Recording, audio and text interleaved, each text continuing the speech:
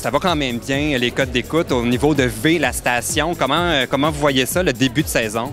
Bien, c'est une reconstruction. C'est bien parti. Puis c'est sûr que pour moi, le plus important, c'est que la marque de commerce V, je pense que les gens l'ont bien accueilli. Les gens comprennent le sens. D'ailleurs, c'est intéressant parce qu'un des constats, c'est que même des producteurs, les gens qui viennent faire des offres pour des émissions de télé, comprennent mieux ce qui est attendu. Et là, ben nous, on se bat, dans mon cas, à moi, on se bat dans le défi d'installer à travers cette grille-là une nouvelle forme d'émission, information, affaires publiques. Il y a plusieurs choses qui ont été dites au sujet de justement ces premières semaines là, de Dumont 360. Est-ce qu'il y a une chose que vous avez dû changer depuis le début? On a changé plusieurs choses. En fait, on a fait toutes sortes de petits essais.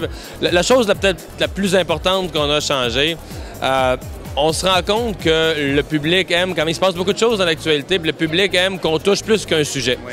Alors, initialement, les premières émissions, on faisait vraiment 3 longs blocs sur un sujet. Alors, on continue à vouloir approfondir des sujets, mais on essaie de garder ça plus serré, de s'en tenir à l'essentiel. Mais on s'est donné une souplesse dans la formule pour pouvoir garder toujours un bon rythme et jamais avoir de longueur. Et au niveau de l'ensemble de l'offre de V, est-ce qu'il y a une émission où vraiment, là, vous êtes fiers, là, vous avez marqué un coup? L'émission qui marche vraiment, vraiment bien, puis plus que tout le monde s'attendait, c'est Bienvenue aux Dames avec Peter McLeod. Là, pour un nouveau sitcom, prendre le demi-million tout de suite en partant à V, vraiment, on est très contents.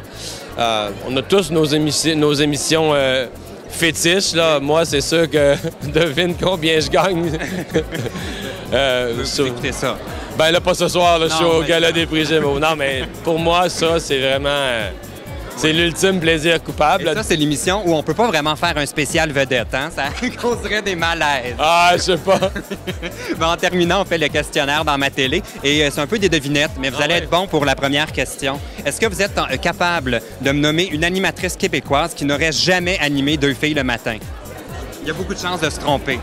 Ah oui, c'est vrai que pas nommé France Baudouin, pas été la première. Sonia Benezra ne l'a jamais animée. Ah, mais elle a collaboré. Elle est collaboratrice avec mon épouse cette année, mais elle ne l'a jamais animée. OK, je vais donc accepter la réponse. Quelle émission, cet été, a obtenu vraiment les meilleurs codes d'écoute, là, semaine après semaine?